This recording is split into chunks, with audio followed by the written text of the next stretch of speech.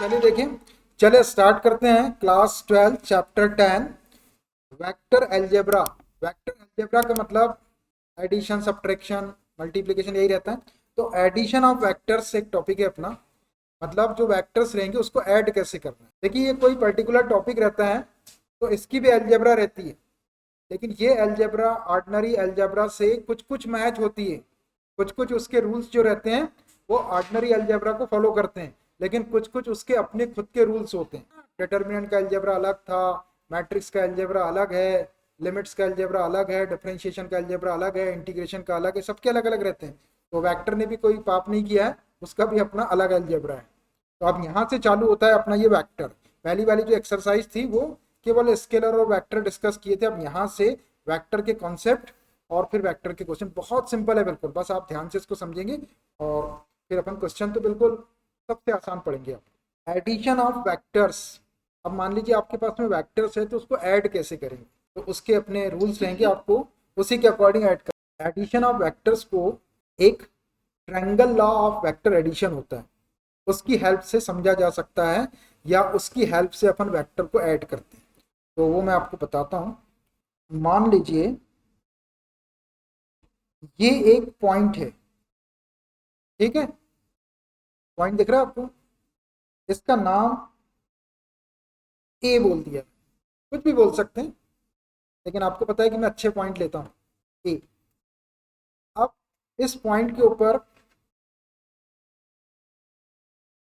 कोई गर्ल है, वो यहाँ पे खड़ी है। ऐसा नहीं कि पॉइंट पे कैसी खड़ी रहेंगी और ये और वो, ऐसा इतना लॉजिक नहीं लगाना है।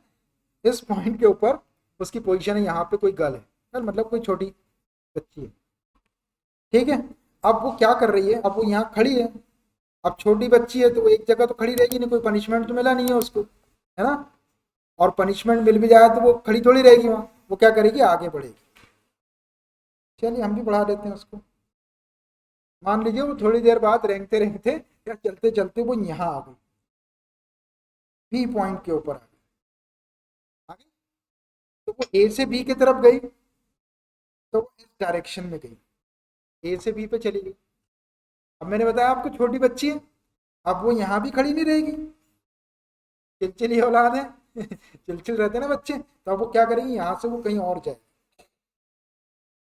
मान लीजिए चलते चलते वो यहाँ आ गई,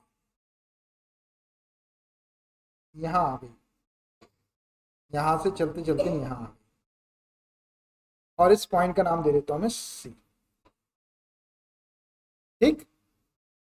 पहले वो यहाँ पर थी, थोड़ी देर में उसकी मम्मी इधर उधर हुई तो वो यहाँ पहुंच गई। उसकी मम्मी और कोई काम धंधे में लगी हुई, इधर घर के कोई काम वाम कुछ कर रही, वो यहाँ से उठ के वो यहाँ पहुंच गई। पहले ए से बी पे गई, फिर बी से सी पे गई।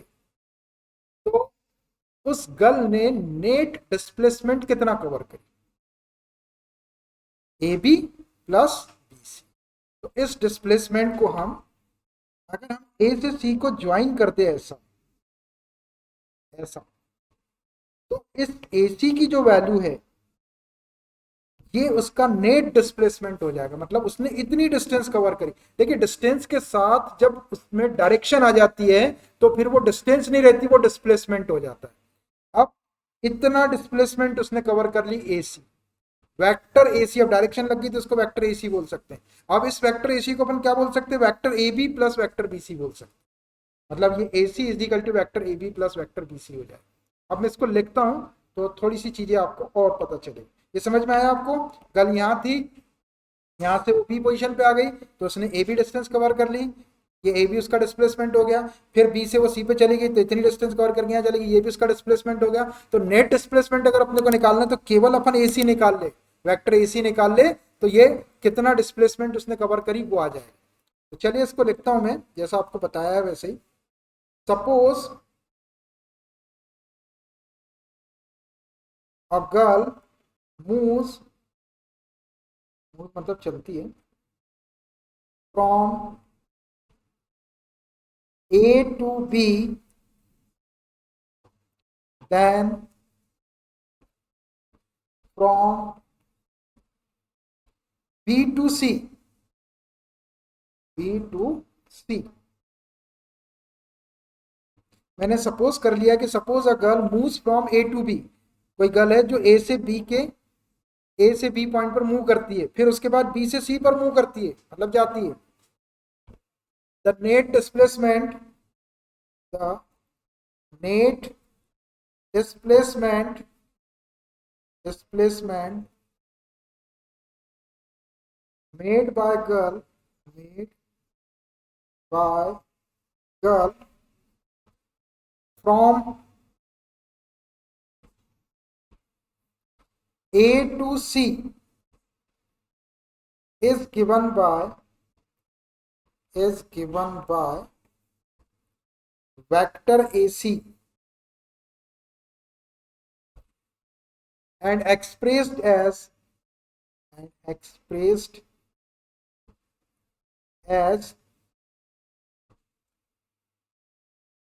vector AC is equal to vector AB plus vector BC। इसको एक बॉक्स में बंद कर दो, ध्यान से लिखना बहुत। Vector AC is equal to vector AB plus vector BC। Diagram भी बना ले। अब देखिए मैंने क्या लिखा है, suppose a girl moves from A to B, suppose किए कि कोई गर्ल ए से बी पॉइंट पर मूव करती है, देन फ्रॉम बी टू सी, उसके बाद बी से सी पर मूव कर रही है। The net displacement made by girl, तो वो जो गर्ल थी उसने नेट डिस्प्लेसमेंट कितना बनाई या कितना की, फ्रॉम ए टू सी, ये ए से सी तक का इतना डिस्प्लेसमेंट हो, मतलब ये दोनों चीज को कवर करते हुए इतना आ जाएगा। तो ये लिखा है मैंने, from A to C is given by vector A C. वो ए से बी पे जाएंगी और बी से सी पे जाएंगी, तो डिस्प्लेसमेंट को अपन वेक्टर ए सी के थ्रू रिप्रेजेंट करेंगे। तो net displacement given by vector AC and express dash, और इस वेक्टर AC को कैसे एक्सप्रेस करेंगे, vector AC is equal to, देखो इतना गई थी वो AB, तो ये वेक्टर AB प्लस B से C पे गई थी तो वेक्टर BC, मतलब vector AB plus vector BC करेंगे, दोनों वेक्टर को ऐड कर देंगे तो ये नेट डिस्प्लेसमेंट वेक्टर AC आ जाएगा। अब इसमें देखो आप, A इनिशियल पॉइंट था और B टर्मिनल पॉइंट था वेक्टर AB के लिए, और वेक्टर BC के लिए B इनिशियल पॉइंट था और C टर्मिनल पॉइंट था, तो इसका टर्मिनल और इसका इनिशियल कॉमन है B भी। तो इन दोनों को यदि छोड़ दिया जाए तो इसका इनिशियल इसका टर्मिनल आपका AC के इक्वल आ जाएगा, मतलब एक अकेला वेक्टर यहां तक के जाएगा वेक्टर AC, और ये दो वेक्टर मिलके वहां तक जाएंगे vector AB plus vector BC। तो vector AC is equal to vector AB plus vector BC लिखा है, देखो B पॉइंट कॉमन है दोनों के अंदर, इसको छोड़ दो तो ये वेक्टर AC के इक्वल आ जाएगा। और ये जो लिखा हुआ है, this is known as triangle law of vector addition. देखता हूं इसको, this is known as triangle law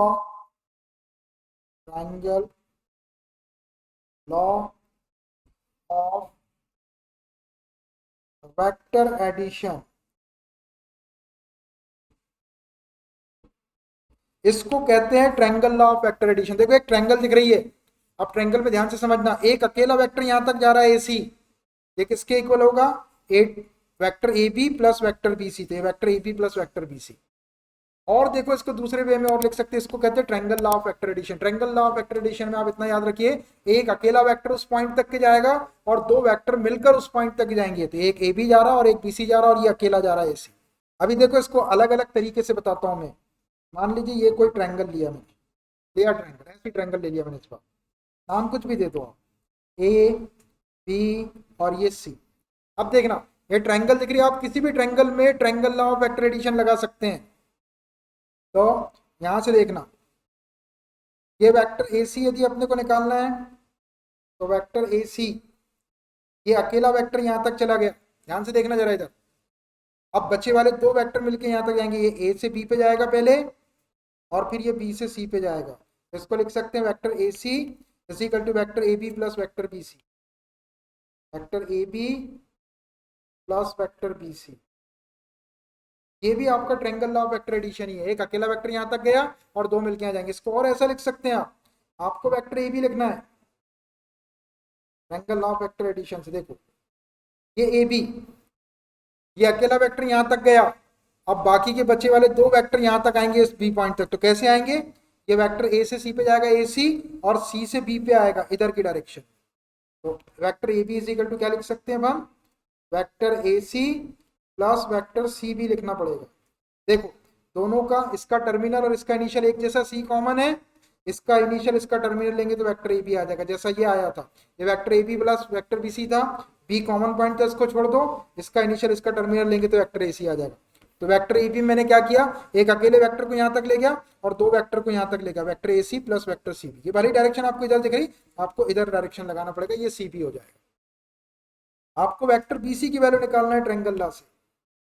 vector B C तो देखो कैसे लिख सकते हैं, देखो ये बी से सी पे अकेला वेक्टर यहाँ तक गया, अब ये दो वेक्टर मिलके यहाँ जाएंगे तो इसको कैसा लिखेंगे अपन, बी से ए पे आएंगे वेक्टर बी ए और ए से सी पे जाएंगे vector A C. Vector B C is equal to लिखेंगे वेक्टर बी ए प्लस ये बी ए हो गया आपका यहाँ तक, इधर की डायरेक्शन में आएंगे और फिर ये A C plus vector A C. देखो इसको, ये दोनों में ए पॉइंट कॉमन है, इसका टर्मिनल इसका इनिशियल, तो इन दोनों को छोड़ दो कॉमन पॉइंट को, ये इसका बी ले लो और इसका सी ले लो तो वेक्टर बी सी आ जाएगा। मतलब triangle law of vector addition को आप कैसा भी लगा सकते हैं ट्रायंगल में, जरूरी नहीं है कि आपको वेक्टर ए सी को vector A B plus vector B C लिखना है। आप जमाने का कोई भी वेक्टर लिखना चाहे तीनों वेक्टर में से, तो आपको ध्यान ये रखना है कि एक अकेला वेक्टर ले लो और बाकी एक अकेला वेक्टर को उस पॉइंट तक के पहुंचा दो, बाकी के दो वेक्टर को उस पॉइंट तक पहुंचा दो। डायरेक्शन आप आपस में इसकी चेंज कर सकते हैं। जैसे ये क्या हुआ, बी सी इजिकल टू, ये बी सी था, ये अकेला वेक्टर यहाँ तक गया, अब ये दो मिलके जाएंगे तो ये बी से ए पे आना पड़ेगा इसको पहले, फिर ए से सी पे जाना पड़ेगा, तो बी ए प्लस ए सी। और आप उसको यहाँ भी चेक करके देख सकते हैं, एक पॉइंट आपको कॉमन मिलेगा, कॉमन वाले को छोड़ दो तो ये बी सी आपका यही आ जाएगा। यहाँ पे ये सी पॉइंट कॉमन है, ये ए बी आपका ये वाला आ जाएगा, यहाँ पे बी पॉइंट कॉमन है, ये A C. This is known as triangle law of vector addition. पूरे वेक्टर में ये triangle law of vector addition सबसे इंपॉर्टेंट है, इसके बिना वेक्टर का पत्ता भी नहीं हिलेगा। पूरे वेक्टर में सबसे इंपॉर्टेंट चीज है ये। अब आगे की जो चीजें आएगी मैं इसी triangle law of vector addition को लगाते जाऊंगा और आगे की चीजें जनरेट करके आपको बताते जाऊंगा। Triangle law of vector addition के बिना आगे का काम होगा ही नहीं, कुछ कर ही नहीं सकते आप। बस कौन सी क्वांटिटी स्केलर और कौन सी वेक्टर पर इतना ही छाट सकते हैं इसके बिना। अब ये आपके पास में आ गया तो इसके यूज से हम दूसरी चीजें आपको बताते जाएंगे और सिखाते जाएंगे और वेक्टर आसान होता जाएगा। तो I hope everybody understood that triangle law of vector addition. अब आपको सिर्फ इतना सा याद नहीं रखना है कि वो बच्ची ए से बी पर गई और बी पर सी, बी से सी पर गई तो vector A C is equal to vector A B plus vector, वो तो आपको बताने के लिए था, ऐसे मजाक मजाक में बता रहे थे। मेन triangle law of vector addition ये हुआ कि एक अकेला वेक्टर उस पॉइंट तक पहुंचेगा जहां पर दूसरे दो वेक्टर मिलके उस पॉइंट तक पहुंचेंगे, वही की हमने इसमें, और उसकी पहचान भी मैंने आपको बता दिया, और इसको कहते हैं triangle law of vector addition. अब एक छोटा सा थ्योरम है इसके ऊपर, वो भी बता देता हूँ मैं आपको। एक थ्योरम बताता हूँ, इंपॉर्टेंट थ्योरम है, कभी एग्जामिनेशन में आपको 1-2 मार्क्स के लिए आ भी सकता है, 3 मार्क्स में भी आ सकता है, और नहीं भी आएगा तो भी अपने काम का थ्योरम क्या, if the sides of a triangle are taken in order, if the sides of a triangle are taken in order, then अगर किसी ट्रायंगल की साइड्स को, ट्रायंगल एबीसी हो मान लो आपके पास, उसकी साइड्स को यदि ऑर्डर में ले लिया जाए सीक्वेंस में ए बी फिर बी सी और फिर सी ए, तो उनका जो वेक्टर सम होता है वो 0 के इक्वल होता है। Then vector A B plus vector B C plus vector C A is equal to 0 vector. 0 vector के लिए 0 और उसके ऊपर वेक्टर का सिंबल बना देंगे। 0 वेक्टर को इसी सिंबल के थ्रू रिप्रेजेंट करते हैं, और इनिशियल और टर्मिनल पॉइंट भी एक जैसे ओ हो सकता है, ए ऐसा। ये थ्योरम है, इसको समझो। अगर किसी ट्रायंगल की साइड्स को ऑर्डर में ले लिया जाए, 3 साइड रहती है ए बी बी सी और सी ए, उसी के ऊपर यदि वेक्टर लगा दिया जाए तो उसका जो वेक्टर सम होता है तीनों साइड का, ये ट्रायंगल की साइड को रिप्रेजेंट कर रहा है, vector A B vector B C और वेक्टर सी, तीनों को यदि ऐड कर देंगे तो वो 0 वेक्टर के इक्वल आएगा। तो याद रखिए आप, vector A B plus vector B C plus vector C A is equal to 0 vector. देखिए 0 वेक्टर अलग होता है और 0 अलग होता है। ये तीनों वेक्टर को जब अपन ऐड करेंगे तो एक वेक्टर ही मिलेगा आपको, 0 नहीं मिलेगा। 0 तो एक स्केलर क्वांटिटी हो गई, लेकिन इसके ऊपर जब वेक्टर लग गया तो ये वेक्टर क्वांटिटी हुई। तो ट्रायंगल की तीनों साइड का वेक्टर सम जो होता है वो 0 के इक्वल होता है। आप फिक्र मत करो, मैं इसको प्रूव करके बताता हूँ। तो चलिए एक ट्रायंगल बना लेते हैं, और ट्रायंगल में कोई 3 साइड कंसीडर कर लेते हैं। कैसी भी ट्रायंगल बना लो आप, कुछ फर्क नहीं पड़ता। ये मैंने कोई भी ट्रायंगल बना लिया, 3 साइड से बाउंडेड रीजन होना चाहिए। नाम दे देते हैं इसका ए बी और ये सी। अब देखो ट्रायंगल की साइड को कैसा लेना है, ऑर्डर में लेना है। एक साइड ले लिया ए बी, फिर ले लिया बी सी और फिर ले लिए सी ए। देखो सीक्वेंस से चले, कहीं से भी स्टार्ट कर सकते हैं। ऑर्डर का मतलब ये ए बी से, ए से स्टार्ट किया मैंने, ए बी बी सी और फिर सी ए। कोई यहाँ से भी स्टार्ट कर सकता है, कोई उल्टी डायरेक्शन में भी कर सकता है, लेकिन आपको एक सीक्वेंस में आना, मैंने यहीं से स्टार्ट किया। तो ये ऑर्डर में मैंने तीनों साइड ले लिया, इनका वेक्टर सम 0 के इक्वल प्रूव करना है। तो अब ये ट्रायंगल दिख रही है आपको एबीसी, इस ट्रायंगल एबीसी में किसी भी ट्रायंगल में आप triangle law of vector addition लगा सकते हैं। Triangle law of vector addition अपन ने सीख लिए। तो in triangle ABC, in triangle ABC by triangle law of vector addition, by triangle law को ऐसा लिख सकते हैं, ट्रायंगल का साइन बना के, of vector addition. By triangle law of vector addition से देखो कोई भी एक वेक्टर ले लेता हूं मैं, ये तो आपको सीक्वेंस में बताया मैंने, तो मैं यही वाला वेक्टर ले लेता हूं, वेक्टर ए सी। एक अकेला वेक्टर यहां तक भिजा देता हूं, कोई भी एक वेक्टर ले सकते हैं, मैंने ए सी ले लिया। अब ये दो वेक्टर, ये देखो एक अकेला यहां तक चला गया, आप चाहे तो ये ऐसी डायरेक्शन, ये ए से सी पे गया ये वाला वेक्टर। अब ये दो मिलके जाना चाहिए, A B plus B C, तो लिख सकते हैं vector A B plus vector B C, लिख सकते हैं ऐसा। देखो दोनों में बी पॉइंट कॉमन है, इसका इनिशियल इसका टर्मिनल लेंगे तो वेक्टर ए सी आ जाएगा। तो vector A C is equal to vector A B plus B C. एक अकेला वेक्टर यहां तक गया और ये दो वेक्टर मिलके यहाँ गए, सी पॉइंट। अब अपने को vector A B plus vector B C plus vector C A is equal to 0 vector prove करना है। तो A B vector plus B C vector आ गया अपने पास में, सी ए वेक्टर की कमी पड़ रही है अपने को, साथ में प्लस का साइन है, तो मैं दोनों साइड में वेक्टर सी ए को ऐड कर देता हूँ, adding vector C A on both the side. तो ये वाला पूरा आ जाएगा अपना, adding vector C A on both the sides. दोनों साइड में वेक्टर सी ए को ऐड कर रहे हैं, ये vector A C plus vector C A is equal to vector A B, last में ऐड कर रहे हैं, plus vector B C plus vector C A. आगे ऐसा दोनों साइड में सी ए वेक्टर को ऐड करें, इससे इसकी वैल्यू में कोई डिफरेंस नहीं आएगा। अब देखो ये तो आ गया अपना vector A B plus vector B C plus vector C, इसको कुछ करने की जरूरत, आप इसको 0 लाना है। तो यहाँ देखो ये सी और सी दोनों में कॉमन दिख रहा, इसको छोड़ दो, इसको ए वेक्टर ए ए वेक्टर लिख सकते हैं इसको, इसका ये सी पॉइंट कॉमन, इसको छोड़ दो। या फिर दूसरा तरीका क्या है, एक तरीका ये है कि सी सी को छोड़ दो, वेक्टर ए लिख लो। दूसरा तरीका ही बताऊंगा, ये vector A is equal to, इधर का ऐसी रख दो, vector A B plus vector B C plus vector C A. देखो मैंने क्या किया यहाँ पर, ये सी को छोड़ दिया और ए लिख दिया। आप चाहे तो ऐसा भी कर सकते हैं, आपको कल नेगेटिव वेक्टर बताया था मैंने, vector A B is equal to minus vector B, मतलब जो वेक्टर है उसके इनिशियल और टर्मिनल पॉइंट को आपस में इंटरचेंज कर दिया जाए तो सामने का साइन चेंज हो जाता है। वेक्टर सी ए को माइनस वेक्टर ए सी लिख सकते हैं आप, ये माइनस वेक्टर ए सी और ये प्लस वेक्टर ए सी होकर कैंसिल होकर 0 आ जाएगा। अब दूसरी चीज ये है, जिस वेक्टर का इनिशियल और टर्मिनल पॉइंट सेम होता है उसको 0 वेक्टर कहते हैं या नल वेक्टर कहते हैं। तो इसको वेक्टर ए को हम 0 वेक्टर लिख देते हैं, ये हो गया आपका 0 वेक्टर। 0 वेक्टर को 0 वेक्टर जैसा बनाएंगे, ये 0 वेक्टर हो गया, is equal to vector A B plus vector B C और प्लस वेक्टर सी ए। हो गया ये प्रूफ, इसको इस साइड लिख दो, इसको इधर कर दो। तो which implies vector A B plus vector B C plus vector C A is equal to 0 vector.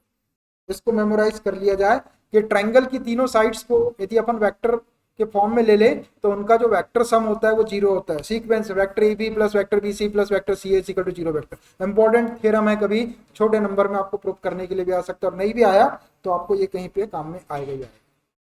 तो देखो अपन ने इसको भी प्रूफ करने के लिए किसका यूज किए, triangle law of vector addition. Triangle law of vector addition बहुत काम का है। और प्रॉपर्टीज ऑफ वेक्टर एडिशन, जो वेक्टर एडिशन है उसकी कुछ प्रॉपर्टीज है। पहले नंबर की प्रॉपर्टी है इसकी कम्यूटेटिव लॉ। कम्यूटेटिव लॉ या इसको कम्यूटेटिव प्रॉपर्टी भी कहते हैं, लॉ को प्रॉपर्टी भी बोल सकते हैं आप, और कम्यूटेटिव प्रॉपर्टी।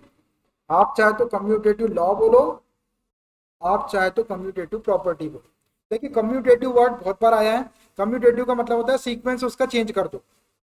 तो सीक्वेंस चेंज करके यदि अपन वेक्टर को ऐड करेंगे तो उसकी वैल्यू में कोई डिफरेंस नहीं आएगा, उसी को कहते हैं कम्यूटेटिव प्रॉपर्टी और कम्यूटेटिव लॉ।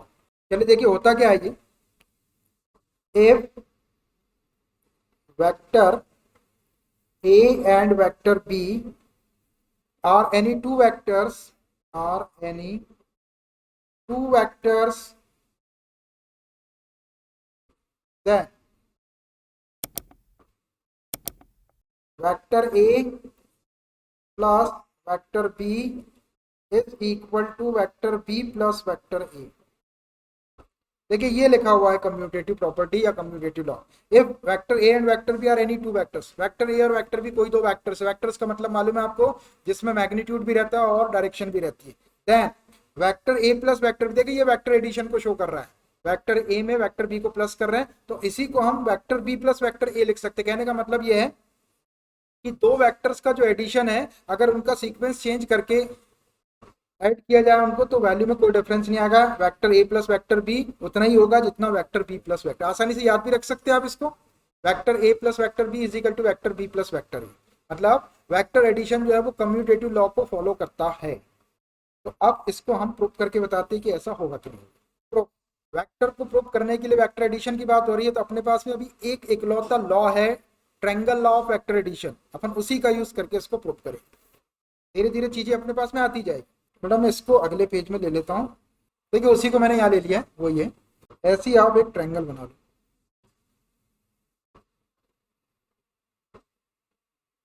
ऐसी एक ट्रायंगल बना लो, ऊपर थोड़ी सी जगह छोड़ देना, मैं एक पैरेललोग्राम बनाऊंगा वहां पर बाद में। देखिए अभी ये ट्रायंगल बना लिया मैंने, इसका नाम दे देता हूं मैं ए बी और ये सी, ये एबीसी ट्रायंगल है। अब अपने को दो वेक्टर गिवन है, वेक्टर ए और वेक्टर बी, तो इसको सपोज कर लो वेक्टर ए, ये वेक्टर ए है ए बी, और ये वेक्टर बी सी को वेक्टर बी ले लो। ले लिया आपने ऐसा वेक्टर ए और vector B, A B vector A को रिप्रेजेंट कर रहा है और बी सी वेक्टर बी को रिप्रेजेंट कर रहा है। इसको लिख देता हूं मैं, let vector A B is equal to vector A and vector B C is equal to vector B. कर लिया ऐसे सपोज। अब देखो ये एबीसी एक ट्रायंगल दिख रही है आपको, तो इस एबीसी ट्रायंगल में triangle law of vector addition लगा देता हूं मैं। In triangle ABC by triangle law of vector addition. Triangle law of vector addition से क्या हो जाएगा, देखो एक ही अकेला वेक्टर यहां तक जा रहा है ए से सी तक, एरो लगा दिया मैंने, और ये दो वेक्टर मिलके यहां तक जाएंगे A B plus B C. तो इसको लिख सकते हैं हम vector A C is equal to vector A B plus vector B C. हो जाएगा भाई ऐसा, triangle law of vector addition से vector A B plus vector B C. देखो ये बी पॉइंट दोनों में कॉमन है, इसको छोड़ दो, और इसका ए और इसका इनिशियल इसका टर्मिनल लेंगे तो वेक्टर ए सी आ जाएगा। अब अपने पास में जो वैल्यूज है वो वैल्यूज रख दो। ये vector A C is equal to vector A B की वैल्यू अपन ने वेक्टर ए सपोज की है, वेक्टर बी सी की वैल्यू वेक्टर बी सपोज की है, तो होगा vector A plus B C को वेक्टर बी लिख देते हैं। इसको एक इक्वेशन दे दो आप, समझ आ गए, vector A C is equal to vector A plus vector B आ गया। अब क्या करेंगे, यहाँ पर ये जो एबीसी ट्रायंगल दिख रही है, इसको अपन थोड़ा सा इसमें काम करके यहाँ पे अपन एक पैरेललोग्राम कंप्लीट करेंगे। डॉटेड लाइन से ही करूंगा मैं। तो देखो पैरेललोग्राम के लिए एक दो साइड है, अपने को दो साइड और चाहिए, तो एक साइड में इसके पैरेलल ड्रा कर लेता हूँ और एक साइड इसके पैरेलल ड्रा कर लेता हूँ। तो ये हो जाएगा आपका, ऐसा कर लो और ऐसा कर लो। और इस पॉइंट का नाम दे दो D, A B C D. Complete parallelogram, parallelogram A B C D. हमने एबीसीडी पैरेललोग्राम कंप्लीट कर लिया ना। देखो एक लाइन ये इसके पैरेलल ड्रा कर दिया और इसके पैरेलल ये ड्रा कर दिया। अब देखो जब आपने पैरेललोग्राम एबीसीडी कंप्लीट करते एक नई ट्रायंगल मिल गई आपको, एसीडी मिली। तो इस एसीडी ट्रायंगल में फिर से triangle law of vector addition एक बार और लगा दो। In triangle ACD by triangle law of vector addition. देखिए triangle law of vector addition आप एक क्वेश्चन में कितने भी बार लगा सकते हैं, अपन ने प्रूव कर लिया उसको।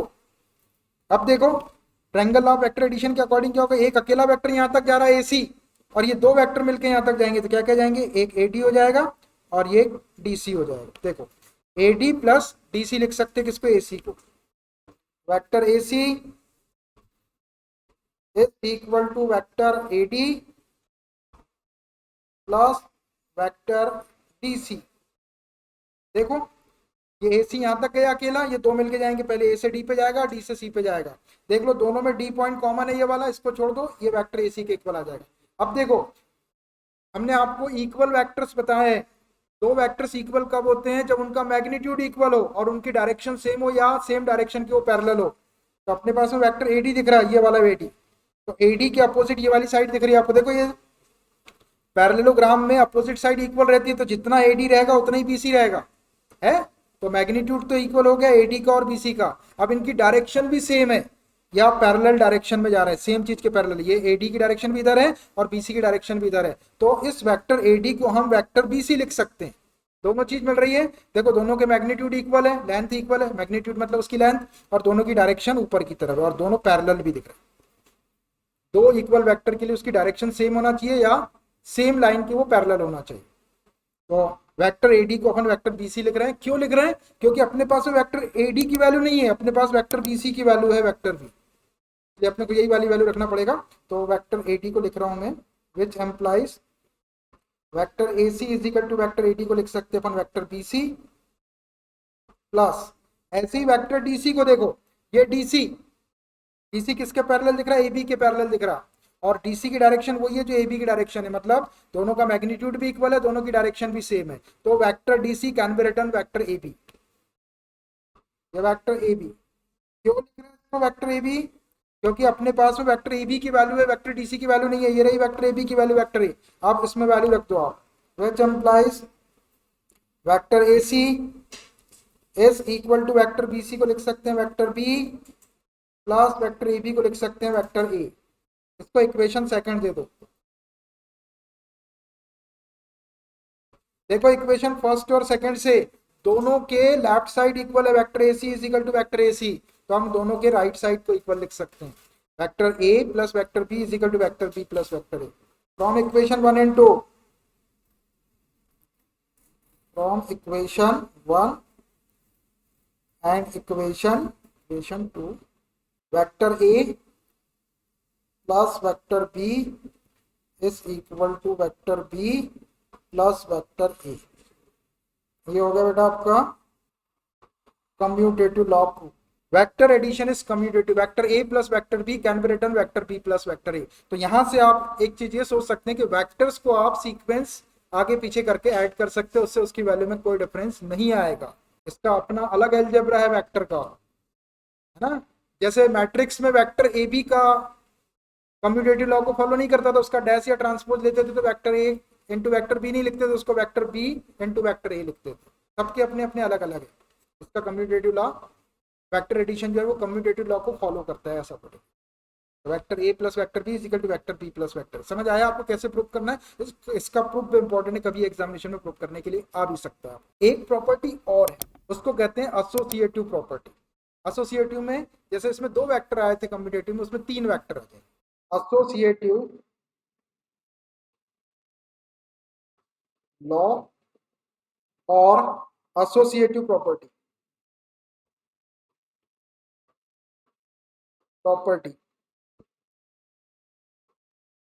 आप एसोसिएटिव लॉ बोलो या एसोसिएटिव प्रॉपर्टी बोलो, पहले भी आप ये वर्ड सुन चुके हैं या ये वाले लॉ का यूज कर चुके हैं डिफरेंट डिफरेंट चैप्टर्स में। एसोसिएटिव लॉ या एसोसिएटिव प्रॉपर्टी जब भी रहती है तो इसमें तीन चीज रहती है। अब यहाँ वेक्टर है तो इसमें तीन वेक्टर रहेंगे। कैसे रहेंगे? That, vector A, vector B and vector C are any three vectors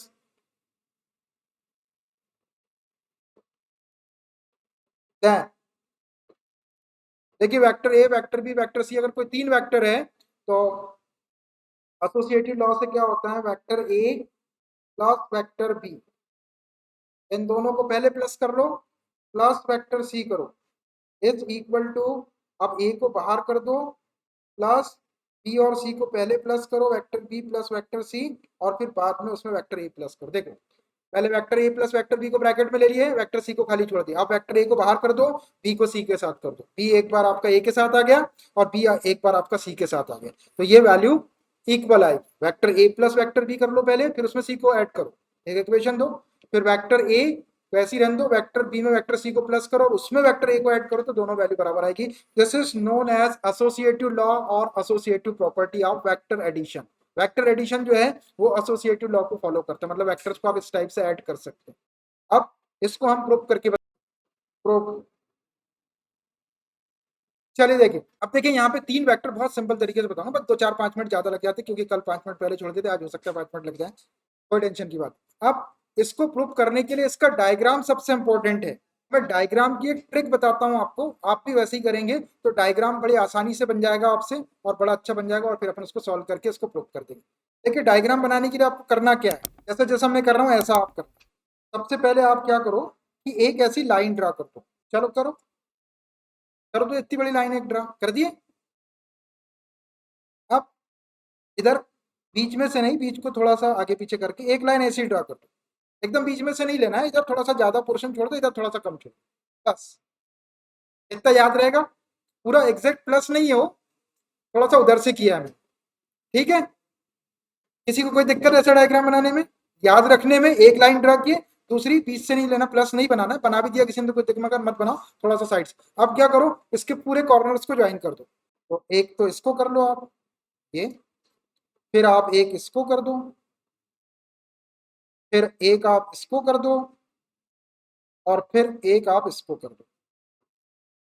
इतना तो कर ही सकते हैं आप, कर सकते हैं इतना, कोई दिक्कत नहीं। अब नामकरण संस्कार कर देते हैं इसका, तो चलिए ओ से स्टार्ट करता हूं मैं। इसको ले लिया मैंने ओ, आप भी ओ ले लो, कुछ भी ले सकते हैं, मैंने ओ ले लिया। यहाँ ए ले लो, यहाँ बी ले लो, और यहाँ सी ले लो, बस ओ ए बी सी, इतना भी आ गया आपको। अब देखिए अपने पास में तीन वेक्टर है, vector A, vector B, vector C, तो मैं तीन वेक्टर को सपोज कर लेता हूँ। ये जो वेक्टर दिख रहा है आपको ओ से ए, इसको वेक्टर ए ले लो। ये जो दिख रहा है आपको ए बी, इसको वेक्टर बी ले लो। और ये जो दिख रहा है आपको बी सी, इसको वेक्टर सी ले लो। ये तीन वेक्टर मैंने सपोज कर लिया है, लिख देता हूं मैं इसको। 8 वेक्टर ओ ए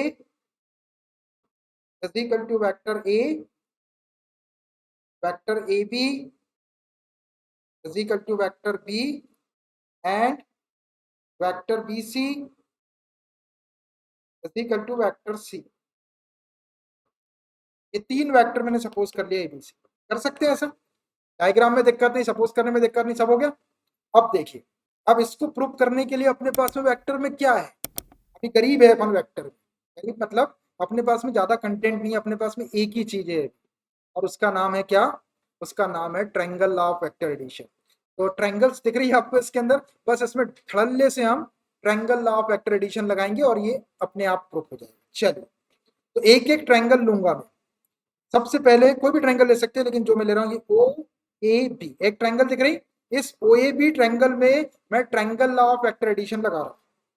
चलिए आप भी लगाइए, in triangle O A B by triangle law of vector addition. देखिए एडिशन के लिए मैंने प्लस का साइन लगा दिया, जगह कम है यहाँ पर, आप पूरा लिख लेना, ठीक है। By triangle law of vector addition, तो triangle law of vector addition से देखो, एक अकेला वेक्टर ये ओ बी यहाँ तक जा रहा है, इधर डायरेक्शन लगा देता हूँ मैं ओ से बी की तरफ, ये वेक्टर ओ बी यहाँ चला गया और ये दो मिलके वहां जाएंगे, ओ ए प्लस ए बी हो जाएगा vector O B is equal to vector O A plus vector A B. देख लो इसको, ये ओ बी यहाँ चला गया, ये O A plus A B यहाँ भी चेक कर देखो, ये ए कॉमन है दोनों के अंदर, तो ये ओ बी आ जाएगा ये। अब अपने पास में वेक्टर ओ ए की वैल्यू भी और ए बी की value vector A plus vector B रख दो इसको, which implies vector O B is equal to vector A plus vector A B की वैल्यू है वेक्टर बी। इसको एक इक्वेशन दे दो आप। ये एक बार हमने triangle law of vector addition लगाया, एक इक्वेशन। अब आ जाओ आप ये वाली triangle A B C triangle, इसमें ये दो वेक्टर अपने को पता है ये वाले, ये वाला तीसरा निकाल लेंगे। In triangle A B C by triangle law of vector addition, भी लिख सकते हैं, मैंने प्लस भी लगा दिया। अब एक अकेला वेक्टर ए सी यहाँ चला जाएगा, एरो लगा देता हूँ मैं इसमें, ये ए सी यहाँ चला गया और ये दो वेक्टर मिलके यहाँ जाएंगे, कौन से, A B plus B C. तो vector A C is equal to vector A B plus vector B C. देख रहा है आपको, देखो ये ए सी यहाँ चला गया अकेला, इस पॉइंट पे ये दो मिलके वहां जाएंगे, A B plus B C. अब वेक्टर ए बी की वैल्यू वेक्टर बी है और बी सी की वैल्यू वेक्टर सी रख दो इसको, which implies vector A C is equal to vector A B को वेक्टर बी लेंगे प्लस वेक्टर बी सी को वेक्टर सी लेंगे। इसको इक्वेशन 2 दे दो। बस ये दो अपने बड़े काम के इक्वेशन बन गए, अभी इनकी वैल्यू रखेंगे, एक और एक दो।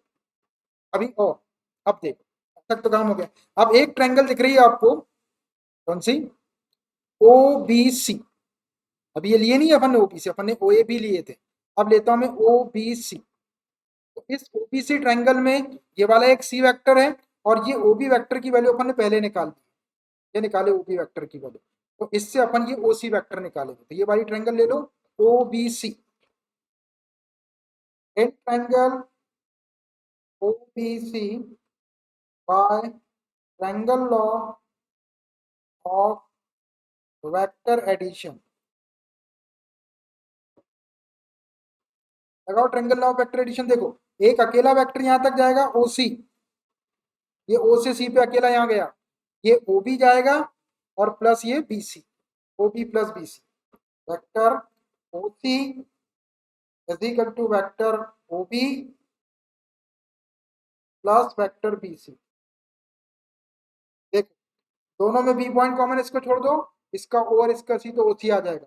वेक्टर ओ बी की वैल्यू अपन ने पहले से निकाल के रखी है, देखो इक्वेशन फर्स्ट में vector A plus vector B और वेक्टर बी सी की वैल्यू वेक्टर सी है, रख दो इसको, which implies vector O C is equal to O B की वैल्यू रख रहा हूं मैं, ब्रैकेट में रख दो vector A plus vector B और प्लस बी सी की वैल्यू है वेक्टर सी।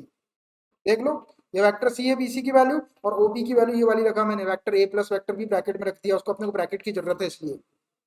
इक्वेशन फर्स्ट से वैल्यू रखा मैंने, इसको इक्वेशन थर्ड दे दो आप। यहाँ आप चाहे तो लिख सकते हैं फ्रॉम इक्वेशन फर्स्ट, फर्स्ट से वैल्यू रखा है मैंने, ये फर्स्ट से ओबी की वैल्यू। ओके, अब बस एक बार और लगाना है आपको।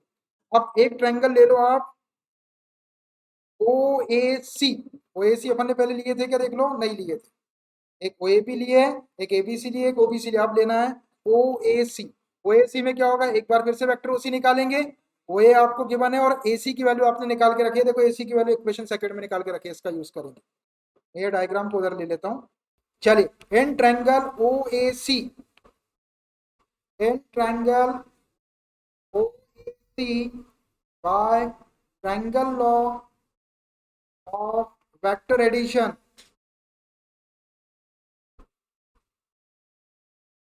Triangle law of vector addition लगाओ। देखो वेक्टर ओ सी अकेला वेक्टर यहाँ जाएगा, ये दो मिलके O A plus A C, vector O C is equal to vector O A plus vector A C. देखो दोनों में ए कॉमन है, इसको छोड़ दो, ये ओ सी आ जाएगा, ये ओ सी अकेला यहाँ गया, ये दो मिलके ओ ए प्लस ए सी, ओ ए और ए सी की वैल्यू आपके पास में है, एम्प्लाइज वेक्टर ओ सी को ऐसे ही रहने दो, वेक्टर ओ ए की वैल्यू वेक्टर ए दिख रही है आपको, प्लस ये वेक्टर ए सी की वैल्यू अपन ने पहले निकाल के रखी, इक्वेशन सेकंड देखो ये वाला देख रहा, vector B plus vector C, इसको ब्रैकेट में ले लेता हूं मैं, वेक्टर ए सी के प्लेस पे vector B plus vector C, इसको इक्वेशन 4 दे दो, और दे दिए थे अपन ने 4, और यहाँ पे वैल्यू रखी अपन ने from equation second, from second से वैल्यू रखें, किसकी वैल्यू रखें, ए सी की वैल्यू रखें वेक्टर बी प्लस। अब देखो थर्ड और फोर्थ को, इक्वेशन 4 का लेफ्ट साइड वेक्टर ओसी है, इक्वेशन थर्ड का लेफ्ट साइड वेक्टर ओसी है, दोनों के लेफ्ट साइड वेक्टर ओसी के इक्वल है, तो दोनों के राइट साइड को इक्वल रख देते, अपना काम हो जाएगा। From equation third and fourth, from equation third and equation fourth, third का राइट साइड है आपका vector A plus vector B bracket में प्लस वेक्टर सी,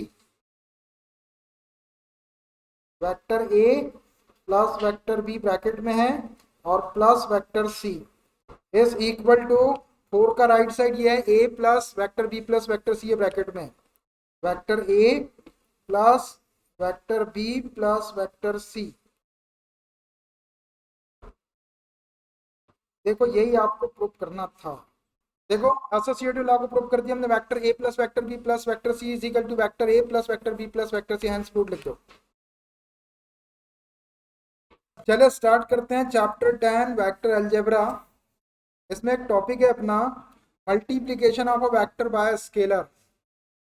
अब एक वेक्टर को एक स्केलर से मल्टीप्लाई करना है, आपको वेक्टर भी मालूम है, वेक्टर किसको कहते हैं जिसमें मैग्नीट्यूड और डायरेक्शन दोनों होते हैं, और स्केलर किसको कहते हैं जिसमें ओनली मैग्नीट्यूड होता है।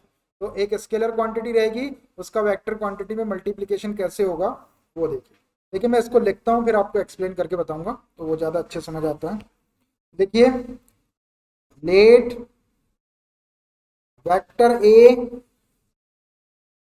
B a vector and lambda be a scalar, then the product of the vector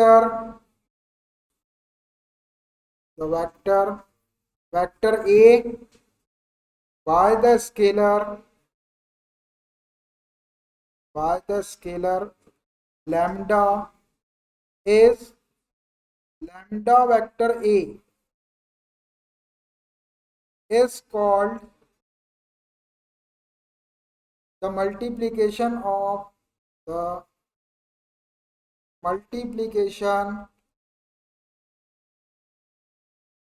a vector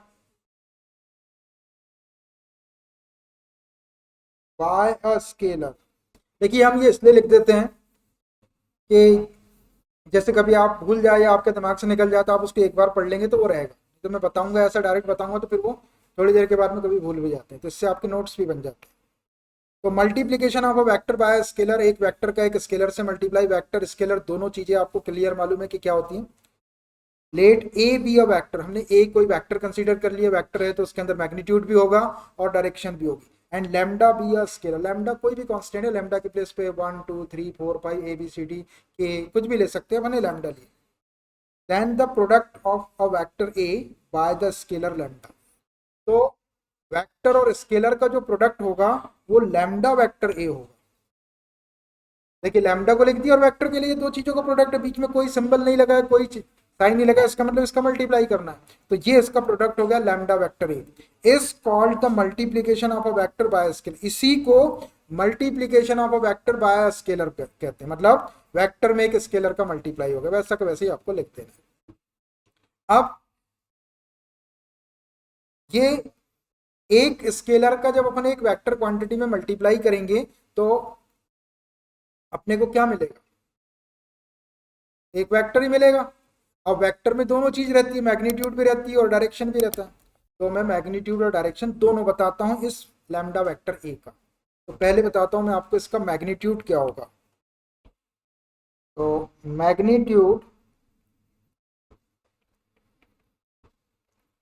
of lambda vector, ये अपने को एक नया वेक्टर मिल जाएगा, स्केलर का वेक्टर में मल्टीप्लाई करेंगे तो ये एक नया वेक्टर मिल गया। इसका जो मैग्नीट्यूड होगा उसको क्या करते हैं, modulus of lambda vector A, ऐसा लिख दिया। मैग्नीट्यूड निकालने के लिए उसको मॉड के साइन के अंदर रखते हैं। अब इस लैम्डा का अलग मॉड ले लो और वेक्टर का अलग मॉड ले लो, ये हो जाएगा modulus of lambda into modulus of vector A.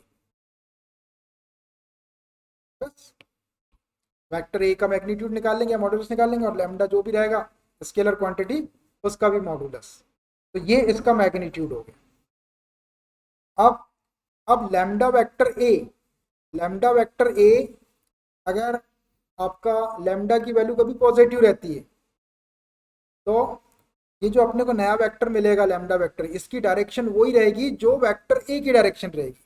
और मान लीजिए कभी लैम्डा जो कांस्टेंट या स्केलर वो कोई नेगेटिव है, -5 वेक्टर ए आ गया, तो उस -5 वेक्टर ए वाला जो वेक्टर रहेगा उसकी डायरेक्शन वेक्टर ए के जस्ट अपोजिट रहेगी। पॉजिटिव साइन रहेगा तो उसी डायरेक्शन में चला जाएगा जिधर वेक्टर ए जा रहा है, और अगर नेगेटिव साइन आ गया उसके सामने तो वेक्टर वही आ जाएगा, वेक्टर वही रहेगा लेकिन वो उसका अपोजिट वेक्टर हो जाएगा। और उसका अगर मैग्नीट्यूड निकालते हैं आप तो नेगेटिव क्वांटिटी वाले वेक्टर का भी मैग्नीट्यूड वही आएगा, क्योंकि मॉड के साइन के अंदर तो माइनस साइन भी पॉजिटिव हो जाएगा। मैग्नीट्यूड मतलब केवल मेजरमेंट, नेगेटिव वो कब होता है जब उसकी डायरेक्शन अपोजिट हो जाती है। तो ये हो गया मैग्नीट्यूड, और डायरेक्शन आपकी डिपेंड करेगी कि लैम्डा की वैल्यू पॉजिटिव है या नेगेटिव। पॉजिटिव है तो वो वेक्टर ए की डायरेक्शन में हो जाएगा, और नेगेटिव है तो वेक्टर ए की अपोजिट डायरेक्शन में हो जाएगा। तो मैंने डायरेक्शन आपको ऐसे ही बता दी।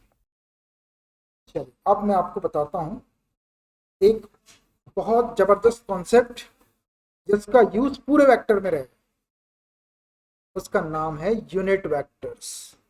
और वो छोटे छोटे रहते हैं, बारीक बारीक, आई कैप, जे कैप और के कैप, ये पूरे वेक्टर में आएंगे। अब यूनिट वेक्टर्स बताता हूं मैं आपको। यूनिट वेक्टर्स, यूनिट का मतलब होता है 1, बहुत काम के वेक्टर है ये। यूनिट वेक्टर का तो मतलब आपको मालूम ही है, जिसका मैग्नीट्यूड 1 यूनिट के इक्वल रहेगा। एक डायग्राम बना लो छोटा सा। ये क्या बनाया मैंने, क्या है ये बताओ ना भाई, जब पूरा लिखूंगा तभी बताओगे। ओ एक्स वाई और ये जेड, क्या है ये, 3 डायमेंशनल एक्सेस है ये। ओ एक्स, ओ वाई और ओ जेड, ये एक्स वाई जेड की पॉजिटिव डायरेक्शन ली है हमने। इसी को आगे बढ़ा देंगे तो ओ एक्स डैश नेगेटिव डायरेक्शन हो जाएगी, इसी को इधर पीछे हटा देंगे तो ओ वाई डैश, इसी को नीचे ला देंगे तो O Z dash. X axis, Y axis और जेड एक्सिस की पॉजिटिव डायरेक्शन लिया है मैंने, ठीक है। मान लीजिए ओ एक्स के ऊपर यहाँ पर कोई पॉइंट ए है, ओ वाई के ऊपर यहाँ पर कोई पॉइंट बी है, और ओ जेड के ऊपर यहाँ पर कोई पॉइंट सी है, ठीक है। अब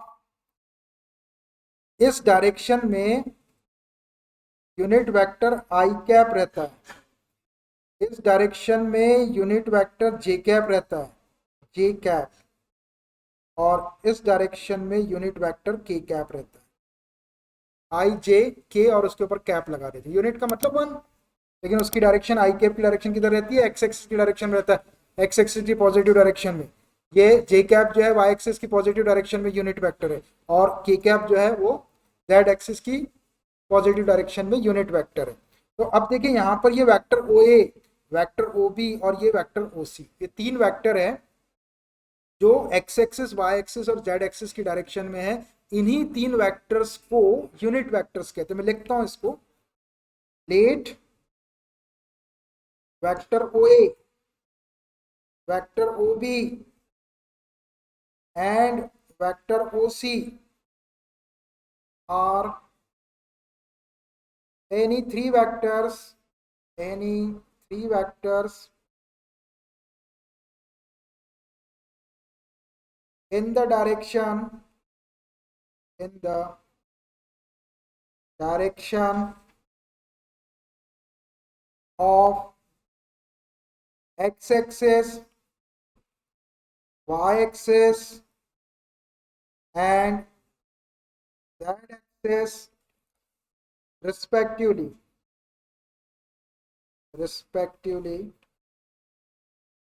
such that vector OA modulus of vector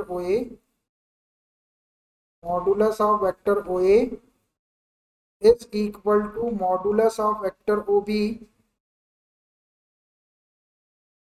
is equal to modulus of vector OC is equal to 1 unit. Then vector OA, vector OB and vector OC are called unit vectors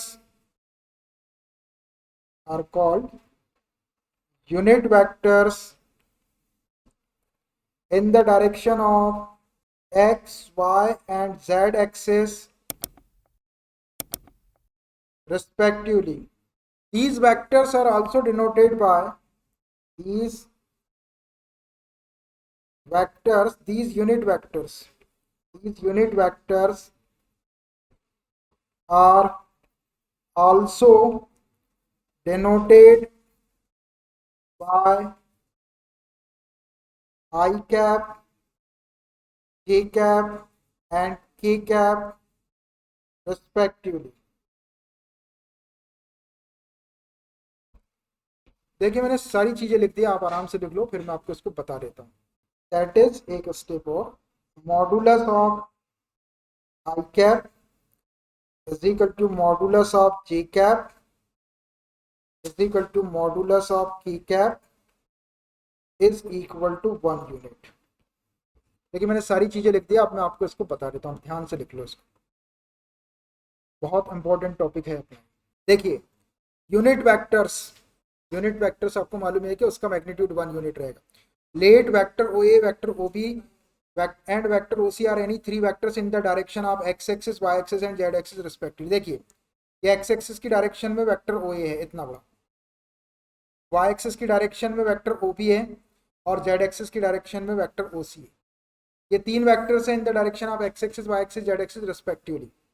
such that, और कैसे है ये vector कि अगर ये vector OA का magnitude निकाला जाए या उसका मॉडुलस निकाला जाए और वेक्टर OB का मैग्नीट्यूड निकाला जाए या उसका मॉडुलस निकाला जाए और वेक्टर OC का मैग्नीट्यूड निकाला जाए या उसका मॉडुलस निकाला जाए तो वो 1 यूनिट के इक्वल अगर आ जाए.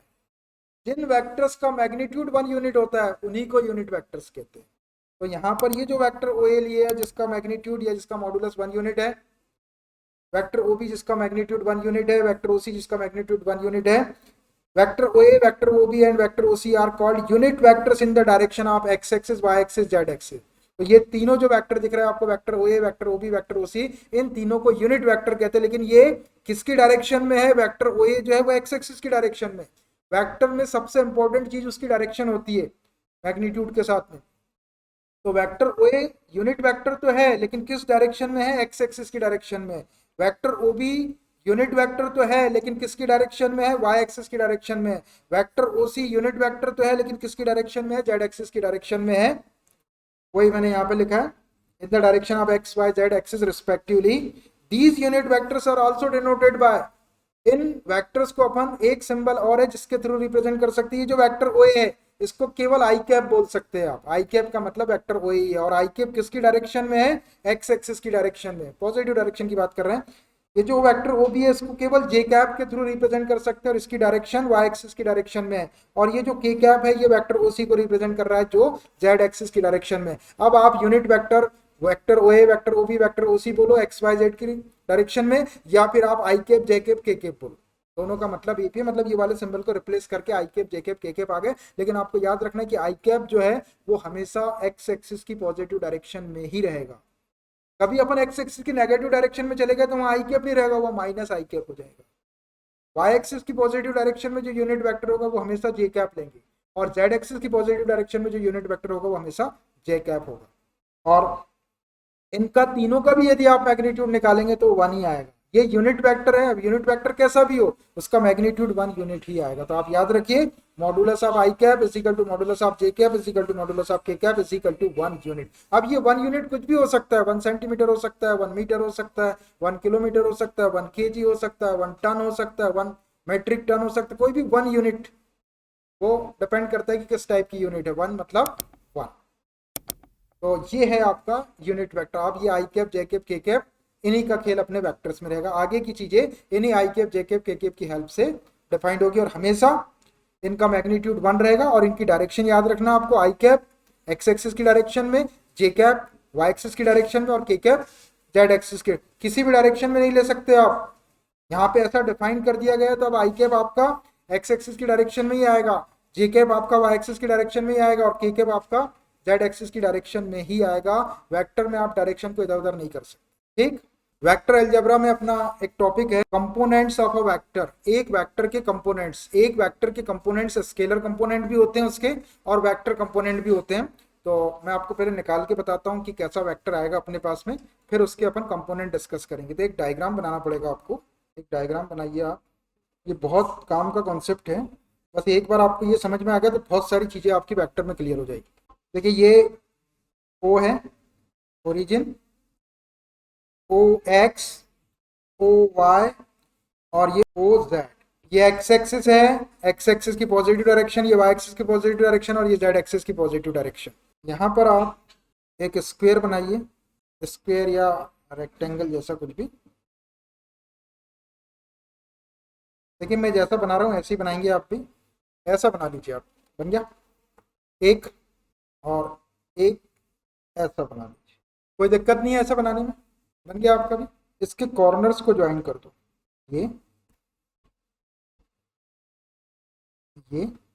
बाहर वाले किए, अंदर वाले भी कर दो। ये क्यूब या क्यूबाइड जैसा बन गया। बन गया। अब देखिए ये एक्स एक्सिस के ऊपर ओ ए डिस्टेंस हो गई यहाँ तक, इसको ए नाम दे दो, इसको बी दे दो और इसको सी दे दो। ए बी सी तीनों एक्सिस के ऊपर 3 पॉइंट मिल गए आपको, मिल गए। अब इस डायरेक्शन में देखिए ये वेक्टर ओ ए हो गया और वेक्टर ओ ए, ये वेक्टर ओ ए मान लीजिए यहां से यहां तक का मैग्नीट्यूड एक्स के इक्वल है ना, ये एक्स के इक्वल है। और आपको ये मालूम है कि एक्स एक्स की डायरेक्शन में यूनिट वेक्टर आई कैप रहता है। तो इधर आई कैप लगा देता हूँ। तो इस वेक्टर ओ ए को अपन क्या बोल सकते हैं, एक्स आई कैप बोल सकते हैं। देखो एक्स तो इसका मैग्नीट्यूड हो गया यहाँ तक की लेंथ, ओ ए लेंथ एक्स के इक्वल है। अब अपने को वेक्टर में लेना है तो इसी एक्स एक्सिस की डायरेक्शन में मैंने यूनिट वेक्टर आई कैप लगा दिया यहाँ पर। तो vector O A is equal to x I cap हो जाएगा। ऐसा ही वाई एक्सिस में ये ओ बी डिस्टेंस है, ये मैग्नीट्यूड हो गया। इस डायरेक्शन में ये y है, o से b तक की डिस्टेंस y और y एक्सिस की डायरेक्शन में यूनिट वेक्टर j कैप रहता है। ये j कैप लगा दिया मैंने। ठीक है j कैप। अब आप यदि वेक्टर o भी लेना चाहें तो ये हो जाएगा y j कैप। ऐसे ही z एक्सिस की डायरेक्शन में ये o c डिस्टेंस, ये z है, इसको आप z बोल लो, ये z। और इसकी डायरेक्शन में जो यूनिट वेक्टर होगा वो क्या होगा, k कैप। मतलब वेक्टर ओसी को आप जेड के कैप बोल सकते हैं। अब यहां पर एक पॉइंट आएगा पी, इस पॉइंट का नाम दे दो आप पी। और इस पी पॉइंट के कोऑर्डिनेट क्या हो जाएंगे ये देखो। इस पी पॉइंट के कोऑर्डिनेट कैसे मिलेंगे अपने को, देखो एक्स एक्सिस पे यहां तक आना पड़ेगा एक्स, फिर वाई एक्सिस पे यहां तक जाना पड़ेगा वाई और जेड एक्सिस पे यहां तक जाना पड़ेगा आपको जेड। तो अब अपने को ये पी पॉइंट चाहिए तो कैसे जाएंगे, ये एक्स एक्सिस पे यहां तक आ गए एक्स, ये जितनी ओबी डिस्टेंस है उसी के पैरेलल डिस्टेंस यहाँ तक चले गए आप, है ना। फिर जेड एक्सिस पे ये वाली डिस्टेंस है तो इसी के पैरेलल या उसी के इक्वल इतनी डिस्टेंस चले गए। तो एक्स एक्सिस पे ये एक्स आए, वाई एक्सिस के पैरेलल वाई चले गए और जेड एक्सिस के पैरेलल जेड चले गए। तो पी पॉइंट जो है वो क्या आ जाएगा, X comma Y comma Z. ये पी पॉइंट मिल गया अपने को, एक्स वाई और ये जेड। इसको भी नाम दे देता हूं मैं, यहां पर नाम दे दो आप एम। कुछ भी नाम दे सकते हैं। इसको नाम दे दो एल और इसको नाम दे दो एन। अब कोई भी चीज छूट नहीं रही, सारे कॉर्नर पॉइंट्स को अपन ने नाम दे दिए, कुछ भी दे सकते हैं, एम एल एन। हो गया ऐसा। अब देखिए, अब मैं यहाँ लिखता हूँ जो जो अपन ने यहाँ पे किए। Let vector O is equal to x I cap हो जाएगा, होगा। देखो यहाँ से यहाँ तक का कोऑर्डिनेट एक्स है, इसी एक्स एक्सिस की डायरेक्शन में यूनिट वेक्टर आई कैप का इंटू कर दिया तो वेक्टर ओ आपका एक्स आई कैप के इक्वल हो गया। ऐसे ही वेक्टर ओ भी कितना हो जाएगा, सपोज कर रहे हैं अपन ये वेक्टर ओ भी यहाँ से यहाँ तक की डिस्टेंस y है और इस एक्सिस की डायरेक्शन में यूनिट वेक्टर जे कैप है तो y जे कैप हो गया, y J cap. And vector O C, ये वाला वेक्टर ओ सी, यहाँ तक की डिस्टेंस z है और z एक्सिस की डायरेक्शन में यूनिट वेक्टर के कैप है तो vector O C is equal to क्या हो जाएगा, z के कैप। ये तीन वेक्टर अपन ने सपोज कर लिए, vector O A, vector O B और वेक्टर ओ सी। ठीक है। अब थोड़ा सा इसमें अपने को कंस्ट्रक्शन करना पड़ेगा। ये जो P पॉइंट दिख रहा है, ये P पॉइंट को मैं O से ज्वाइन कर देता हूँ। ये P पॉइंट को आप O से ज्वाइन कर दो तो ये वेक्टर OP हो गया, हो गया वेक्टर OP। अब O ओरिजिन है और P कोई पॉइंट है तो आपको मालूम है वेक्टर OP को P पॉइंट का पोजीशन वेक्टर कहते हैं। इस पोजीशन वेक्टर को मैं वेक्टर R सपोज कर लेता हूँ, इसको वेक्टर ओपी को मैंने वेक्टर आर सपोज कर लिया। और वेक्टर ओपी क्या है, पी पॉइंट का पोजीशन वेक्टर है। वो ओरिजिन रहता है, उसको किसी पॉइंट से ज्वाइन कर दो तो वो पॉइंट का पोजीशन वेक्टर हो जाता है वेक्टर ओपी, पहले मैं आपको बता चुका हूँ। तो वेक्टर ओपी को मैंने वेक्टर आर सपोज कर लिया। ठीक है।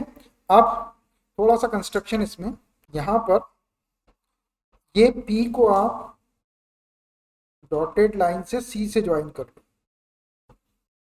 और ऐसा ही ये O को आप डॉटेड लाइन से M से ज्वाइन कर लो। ये ऐसा ज्वाइन करने से ये आपको ये एक पैरेललोग्राम टाइप का दिख रहा, लेकिन ये पैरेललोग्राम नहीं है, ये आपका रेक्टेंगल या आपका स्क्वायर है, रेक्टेंगल है। जैसे देखो ये वाली साइड, ये वाली साइड और ये साइड, ये क्या दिख रहा है आपको, पैरेललोग्राम दिख रहा। लेकिन आपको 3 डायमेंशनल स्पेस में पता है एंगल 90 डिग्री के रहते हैं, ये स्पेस में बना हुआ डायग्राम है, ये दिख रहा आपको पैरेललोग्राम जैसा है, लेकिन ये कोई भी दो लाइन के बीच का एंगल यदि आप चेक करेंगे तो वो 90 डिग्री का ही मिलेगा। तो ये आपका रेक्टेंगल है या फिर आपका स्क्वायर है। तो रेक्टेंगल की अपोजिट साइड से इक्वल और पैरेलल रहती है और एंगल 90 डिग्री के रहते हैं, है ना। तो वैसे ये जो आपको दिख रहा है यहाँ पे ये वाला, ये इसमें यहाँ पे एंगल आपको 90 डिग्री का दिख नहीं रहा, लेकिन ये 90 डिग्री का एंगल है, मतलब ये भी आपकी रेक्टेंगल है, ये सब रेक्टेंगल है आपकी। ठीक। और ये वाली भी आपकी रेक्टेंगल है। ये रेक्टेंगल होने का मतलब ये एंगल 90 का, ये एंगल 90 का, ये एंगल 90 का, ये एंगल 90 का। मैं एंगल लिख देता हूँ यहाँ पे, ये वाला एंगल 90 का होगा, ये वाला एंगल भी 90 का होगा, ये वाला एंगल भी 90 का है और ये वाला एंगल भी 90 का होगा। ये 90 लिख दिया। वो दिख रहा आपको पैरेललोग्राम टाइप है, लेकिन वो है आपका रेक्टेंगल। ठीक है। चलिए अब देखिए, अब ओ पी एम ये एक ट्रायंगल है। इस ट्रायंगल में triangle law of vector addition लगाते हैं। इस ट्रायंगल में ओ पी एम में, इन ट्रायंगल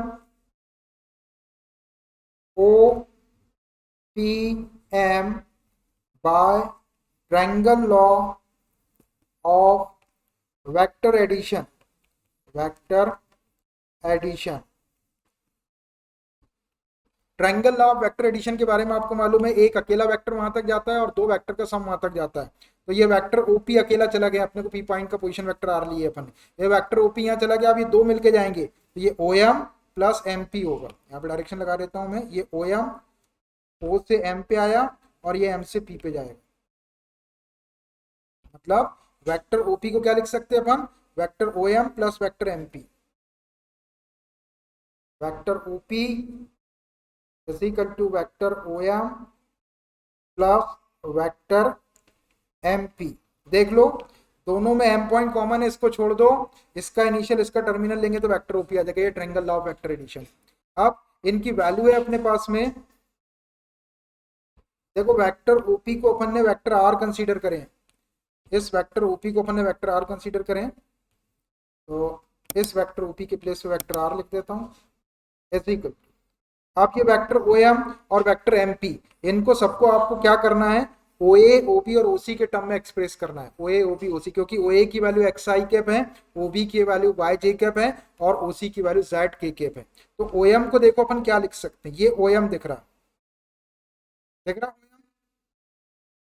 ये ओ एम दिख रहा ना, ओ एम को अपन क्या लिख सकते हैं, vector O A plus vector A M लिख सकते हैं। फिर से triangle law of vector addition लगाएंगे इस ट्रायंगल के अंदर ओ ए एम के अंदर, तो वेक्टर ओ एम, इसकी वैल्यू नहीं है अपने पास में, वेक्टर ओ ए की वैल्यू है, ये vector O A plus vector A M लिखेंगे। यहाँ एरो लगा देता हूँ मैं, ये तो लगा हुआ है एरो, और ये ए से एम की तरफ जाएगा।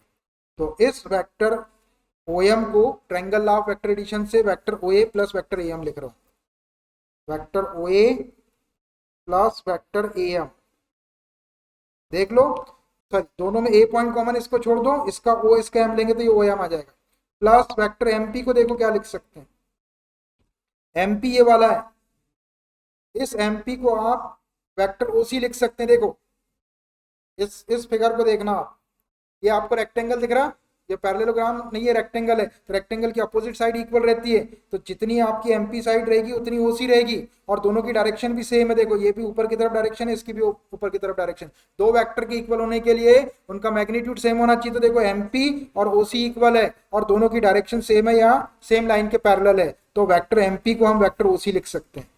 ये वाले वेक्टर एमपी को मैं वेक्टर ओसी लिख रहा हूँ, वेक्टर ओसी। अब देखो वेक्टर ओसी की वैल्यू भी अपने पास में वेक्टर ओ ए की, अब ये ए एम की वैल्यू नहीं है अपने पास में, अपने पास वैल्यू ओ ए ओ पी और ओ सी की है, तो ए एम को देखो, ये ए एम दिख रहा है आपको यहाँ पे, इस वेक्टर ए एम को वेक्टर ओ भी लिख सकते हैं। देखो ये वाली रेक्टेंगल को देखो आप, ये पैरेललोग्राम दिख रही है लेकिन रेक्टेंगल है, ये जितना ए एम है उतना ही आपका ओ बी है, दोनों का मैग्नीट्यूड इक्वल है और दोनों की डायरेक्शन सेम है या सेम लाइन के पैरेलल है, तो vector A M is equal to vector O B हो जाएगा। दो वेक्टर की इक्वल होने की कंडीशन सेटिस्फाई हो रही है यहाँ पे, उसका मैग्नीट्यूड इक्वल है और डायरेक्शन सेम है, तो वेक्टर ए एम को मैं वेक्टर ओ बी लिख रहा हूँ। क्यों लिख रहा हूँ, क्योंकि हमारे पास vector O B vector O A vector O C की वैल्यू है, ये ए एम इनकी वैल्यू नहीं है, इसलिए इनको चेंज करो, ये ए एम को आप वेक्टर ओ बी लिख दो, which implies vector R is equal to vector O A plus vector A M को लिख रहा है वेक्टर ओ बी और प्लस वेक्टर ओ सी।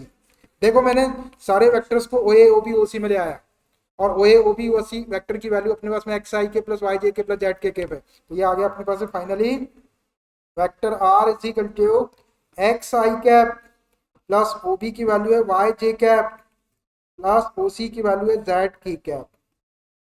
ये एक बहुत इंपॉर्टेंट फॉर्मूला प्रूफ हो गया, vector R is equal to x आई के प्लस वाई जे के प्लस जेड के पे जेड के, और ये वेक्टर आर क्या है, वेक्टर आर पी पॉइंट का पोजीशन वेक्टर है। अब देखिए यहाँ पर अगर कोई पॉइंट पी दिया हुआ, ध्यान से देखना मैं बता रहा हूँ आपको, जो अब जैसे कोई पी पॉइंट है उसके कोऑर्डिनेट दिए हुए 3D में एक्स वाई जेड, तो उसका पोजीशन वेक्टर आप क्या लिख सकते हैं, vector O P is equal to vector R. Suppose कर लिए पहले वाले कोऑर्डिनेट में आई कैप का इंटू कर दो तो एक्स आई कैप, प्लस दूसरे वाले कोऑर्डिनेट में जे कैप का इंटू कर दो तो जे कैप, प्लस तीसरे वाले कोऑर्डिनेट में के कैप का इंटू कर दो तो जेड के कैप। तो इस पी पॉइंट का पोजीशन वेक्टर क्या आ गया, vector R is equal to x आई के प्लस वाई जे के प्लस जेड के कैप आ गया। अब जैसे मान लीजिए आपके पास में पी पॉइंट 1 2 3 है, तो पी पॉइंट का पोजीशन वेक्टर क्या हो जाएगा, वेक्टर ओपी या vector R is equal to 1 में आई का इंटू करेंगे तो आई कैप, प्लस 2 में जे कैप का इंटू करेंगे तो प्लस 2 जे कैप, प्लस 3 है तो 3 के कैप हो जाएगा। तो वेक्टर पी पॉइंट का पोजीशन वेक्टर वेक्टर आर क्या आ जाएगा, आई कैप प्लस 2 जे कैप प्लस 3 के कैप। आपके पास में यदि पॉइंट है तो आप उसको पोजीशन वेक्टर के टर्म में ऐसा लिख सकते हैं, ये मैंने प्रूफ कर दिया है यहाँ पर।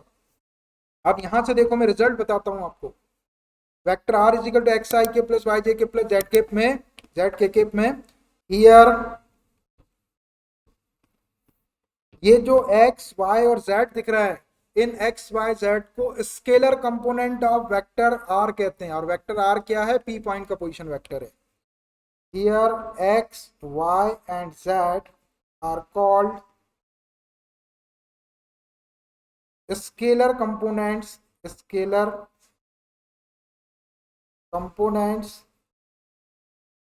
of vector are.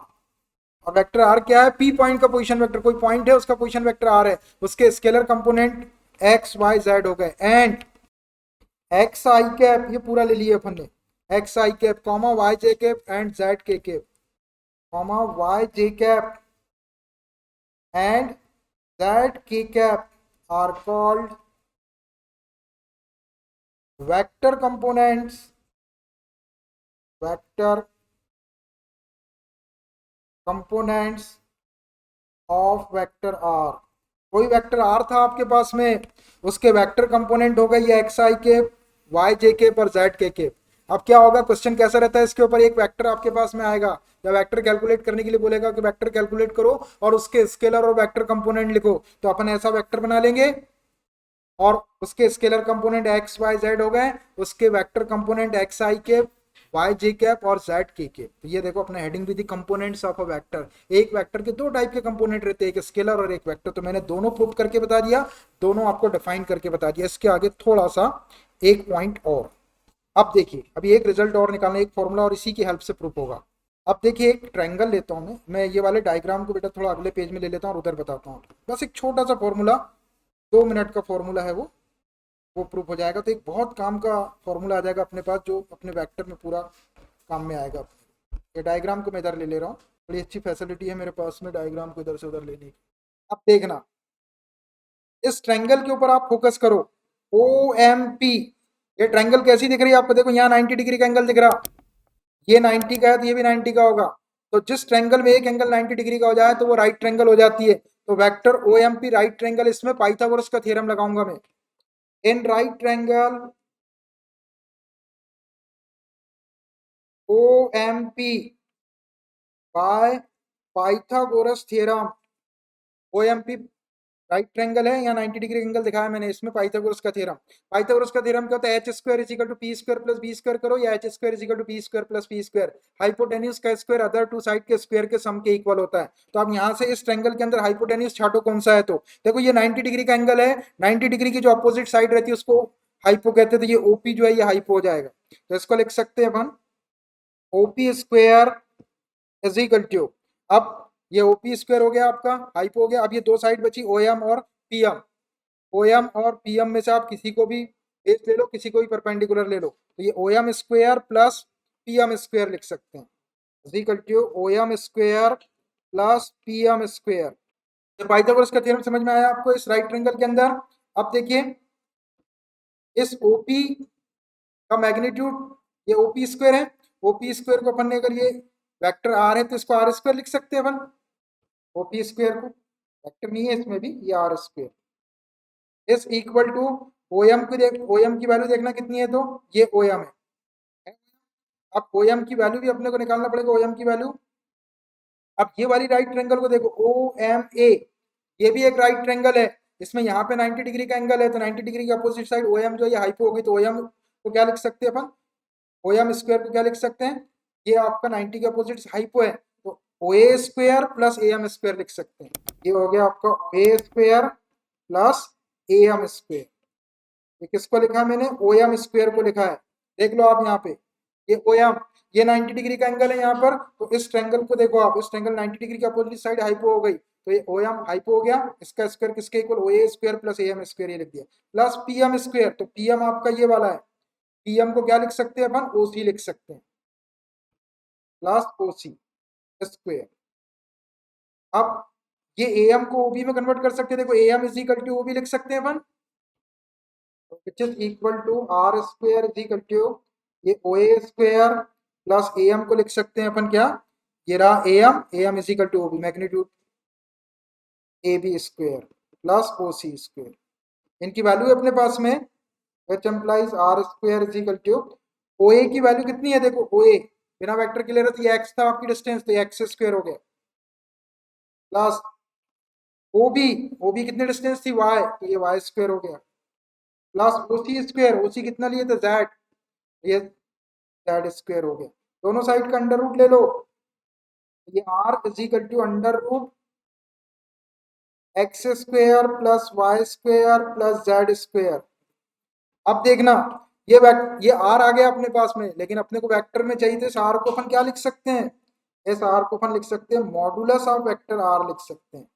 देखो एक वेक्टर को मैंने मॉड के अंदर ले लिया, और जब ये मॉड के बाहर आता है तो स्केलर क्वांटिटी आती है, इसके ऊपर से आपका वेक्टर हट जाएगा, तो मॉडुलस ऑफ वेक्टर आर को क्या लिख सकते हैं अपन, आर लिख सकते हैं, मतलब आर को वेक्टर के फॉर्म में मॉडुलस ऑफ आर लिखना पड़ेगा।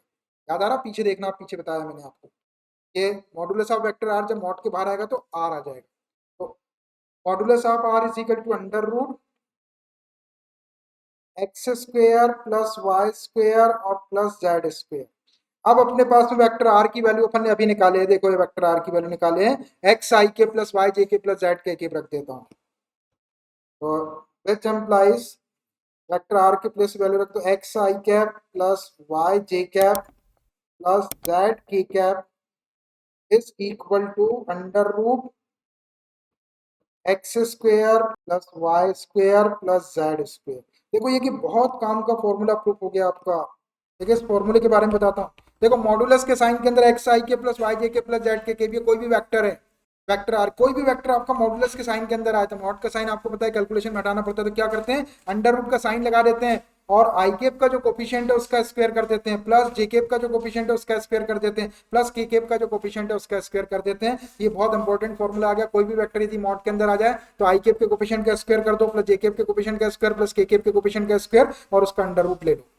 वेक्टर अलजेब्रा का एक टॉपिक है वेक्टर ज्वाइनिंग टू पॉइंट्स। अब आपको दो पॉइंट्स अगर गिवन है तो उनको ज्वाइन करने वाला वेक्टर क्या होगा। तो देखिए मान लीजिए ये एक ए पॉइंट है और ये एक बी पॉइंट है। ए के कोऑर्डिनेट x1 y1 z1 है 3D में, 2D में भी हो सकते हैं, 2D में रहेंगे तो x1 y1 रहेगा सर। और बी पॉइंट के कोऑर्डिनेट x2 y2 और z2। ये दो पॉइंट है।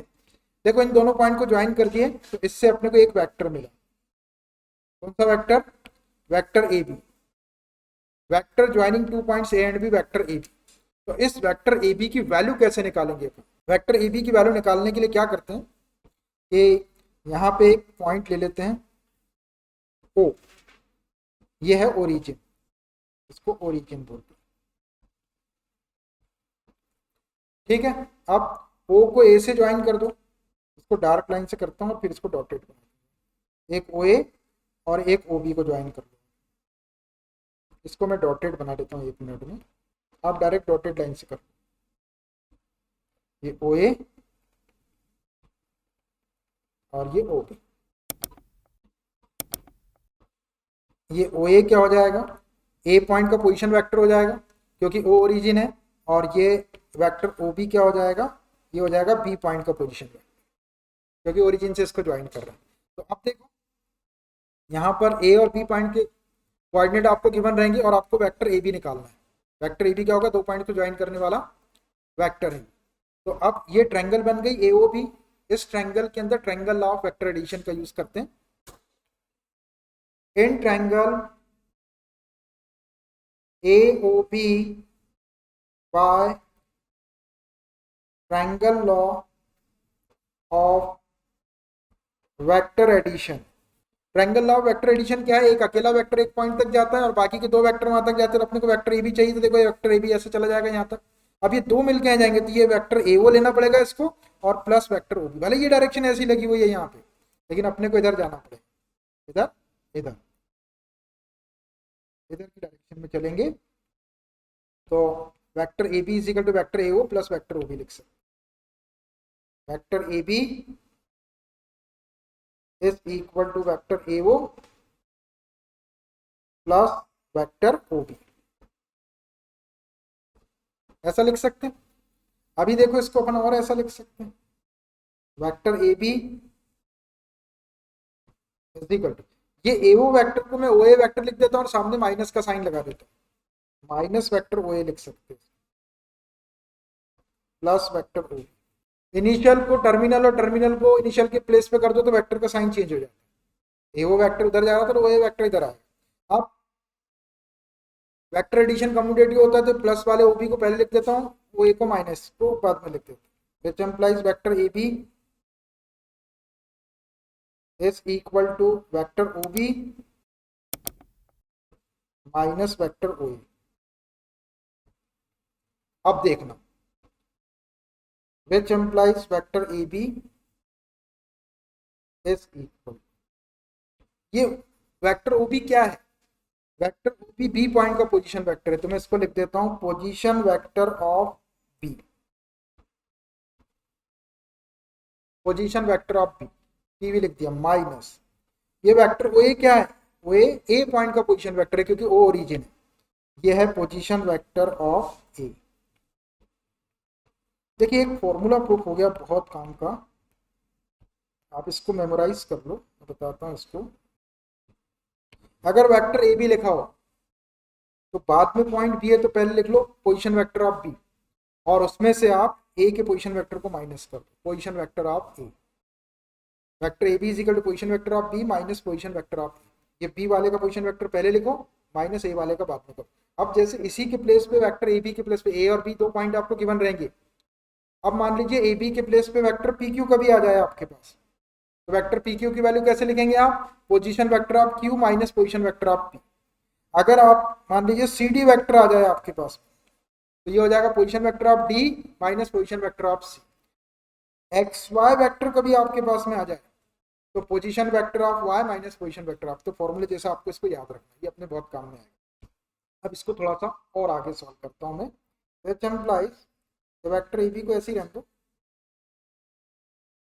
इज इक्वल, अब देखो बी पॉइंट का पोजीशन वेक्टर क्या होगा, याद करो मैंने आपको कंपोनेंट्स ऑफ वेक्टर बताया, उसमें एक पी पॉइंट था अपने पास, था पी पॉइंट, ये P point X Y Z, उसके कोऑर्डिनेट एक्स वाई जेड थे, तो पी पॉइंट का पोजीशन वेक्टर क्या आया था, वेक्टर आर लिए थे अपने पी पॉइंट का पोजीशन वेक्टर एक्स आई के प्लस वाई जे के प्लस जेड के, मतलब जो भी कोऑर्डिनेट आपको पॉइंट के दिए रहेंगे उसका पोजीशन वेक्टर आपको लिखना है, तो पहले वाले कोऑर्डिनेट में आई केप का इंटू कर लो, प्लस दूसरे वाले में जे केप का इंटू कर लो, प्लस तीसरे वाले में के केप का इंटू कर लो। तो ऐसा ही यहाँ पर बी पॉइंट का पोजीशन वेक्टर, बी पॉइंट के कोऑर्डिनेट x2 y2 z2 है, तो बी पॉइंट का पोजीशन वेक्टर क्या हो जाएगा, x2 i cap plus y2 j cap plus z2 k cap, हो गया x2 i cap plus y2 j cap plus z2 k cap, ये हो गया बी पॉइंट का पोजीशन वेक्टर माइनस ए पॉइंट का पोजीशन वेक्टर। अब ए पॉइंट के coordinate क्या है, x1 y1 z1 है,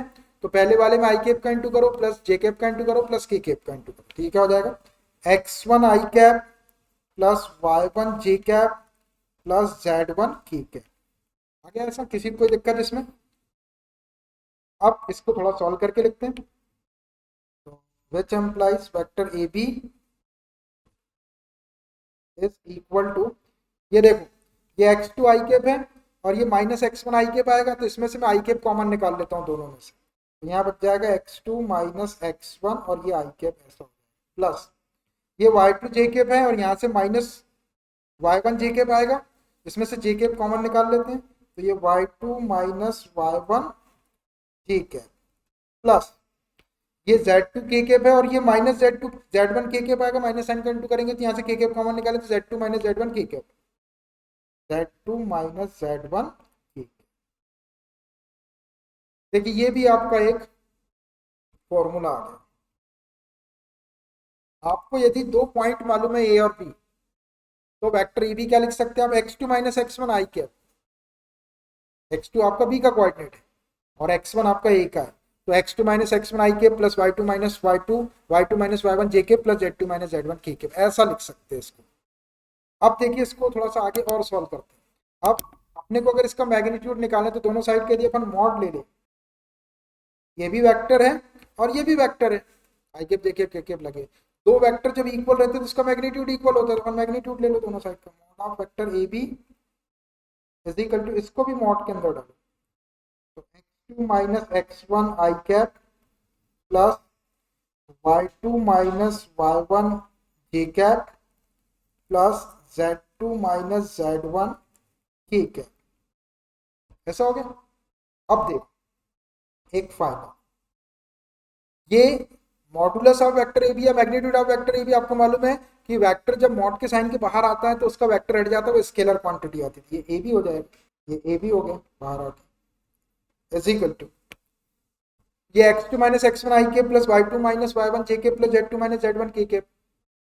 अगर मॉडुलस के साइन के अंदर x i के प्लस y j के प्लस z के हो तो उसको क्या लिखते हैं, अपन ने प्रूव किए under root x square plus Y square plus Z square, मतलब आई केप के कोफिशिएंट का स्क्वायर प्लस जे केप के कोफिशिएंट का स्क्वायर प्लस के केप के कोफिशिएंट का स्क्वायर। ये देखो ये मॉड के साइन के अंदर एक्स आई के प्लस वाई जे के प्लस जेड के भैया ये प्रूव किए अपन, equal to under root x square plus Y square plus Z square. तो यहाँ क्या हो जाएगा, आई केप का जो कोफिशिएंट है इसका स्क्वायर कर लो, प्लस जे केप के कोफिशिएंट का स्क्वायर प्लस के केप के कोफिशिएंट का स्क्वायर, इसको अंडर रूट के अंदर रख दो, equal to under root A B equal to under root x2 minus x1 whole square plus y2 minus y1 whole square plus z2 minus z1 whole square, ऐसा है। और ये देखो आपका क्या है। अब इसको यदि आप ध्यान से देखते हैं तो ए बी क्या होता है, ए बी दो पॉइंट के बीच की डिस्टेंस होती है, और दो पॉइंट के बीच की डिस्टेंस का फॉर्मूला क्या होता है, under root x2 minus x1 whole square plus y2 minus y1 whole square plus z2 minus z1 whole square होता है। ये डिस्टेंस फॉर्मूला भी आ गया आपका, 3D में डिस्टेंस फॉर्मूला होता है कि नहीं होता है 3 कोऑर्डिनेट के लिए, तो ए बी आप ऐसे निकाल सकते हैं। कहने का मतलब ये है कि आप ऐसा याद रखिए कि अगर कोई वेक्टर मॉडुलस के अंदर है तो अंडर रूट ले लो आई केप के कोफिशिएंट का स्क्वायर प्लस जे केप के कोफिशिएंट का स्क्वायर प्लस के केप के कोफिशिएंट, ये डिस्टेंस फॉर्मूला भी कहलाता है। हो गया एक